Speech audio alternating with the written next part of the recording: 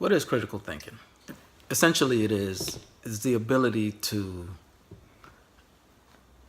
analyze a situation objectively in order for you to arrive at judgment, right? Just having the ability to work through a process and then reach a solution based on your analysis. Unfortunately, a lot of people are unable to do that for whatever reason, right? Or we think, or some don't do it as well, perhaps, as they should. My question then is, can we use short stories to improve your critical thinking ability? I think we can. I truly think we can. In fact, currently, I've written some stories that are being used at the college level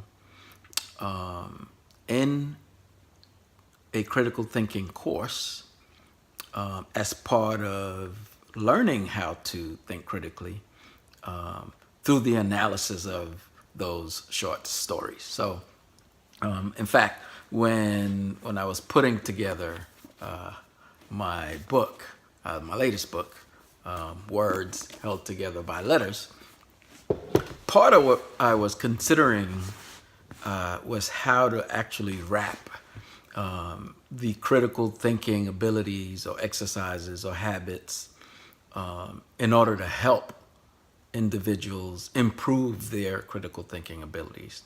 And again, that's whether it is through the use of decision making or problem solving, the utilization of inductive reasoning or deductive reasoning, or any of the other critical thinking concepts. It was ultimately about improving one's ability to think critically. And I think as we look through some of the stories, in fact, we think about a story that's in the book and also in the classroom titled Sugar and Honey. There's another story titled The Good Samaritan, which may speak to something similar to what you may know regarding the Good Samaritan story that we find in the Bible. And I'll break that story, both of those stories, down individually in a separate video at some point down the line. But those are two stories that are being utilized in the way that I wrote those stories, being utilized in the classroom to help improve critical thinking abilities. And I think it's a unique way to do it, to get folks to read a story and then begin to ask themselves,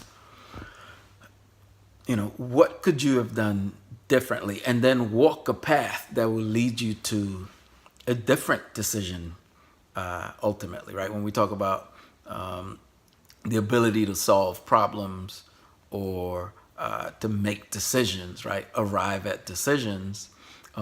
There are many decisions made throughout the different stories in this book that, though, lend themselves to opportunities for readers to create a different path leading to different decisions. So I believe the utilization of short story as we find in this book will definitely help individuals to improve their ability to analyze, right?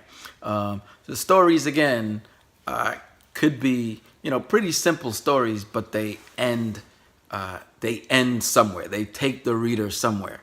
However, they also allow that opportunity for the reader to be able to walk a specific road and arrive or create different results based on decisions made. And I think that in itself begins to help that decision-making process that we're all are looking to improve. So I think that if we begin to read more of these stories, because I tried to purposely in many of these stories leave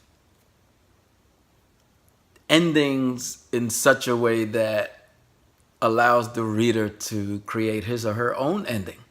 And I think in order to do that, you have to go back through the story and change some of what was done within the story, and we could do that in our own minds as readers.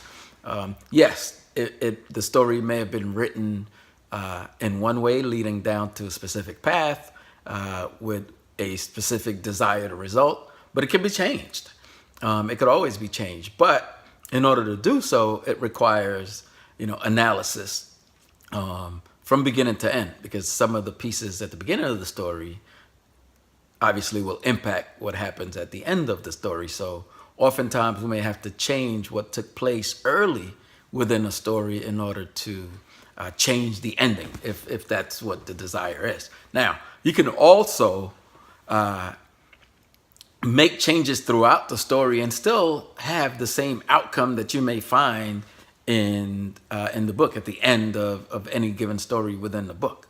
So I definitely want to be able to improve that ability, right? Or allow us to start thinking conceptually about some of those, critical thinking habits that certainly would give us, improved outcomes and, ultimately help our own lives in terms of the decision making, not only the process, but the outcomes, right? Based on us stopping, thinking, producing multiple outcomes depending on, specific steps that we take, directions that we take, decisions that we make.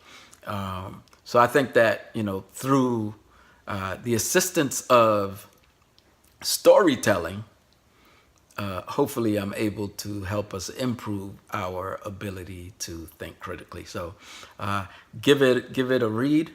Certainly, if you see that there or know of individuals that you believe can benefit from improved critical thinking ability, or really don't know how to, then I think that if we analyze, right, we read, we analyze, and we assist those folks along the way, give them the tools and resources that will allow them to make those decisions that I think will ultimately help them in their lives and so on, that I think we're doing something, we're being good Samaritans, if you will.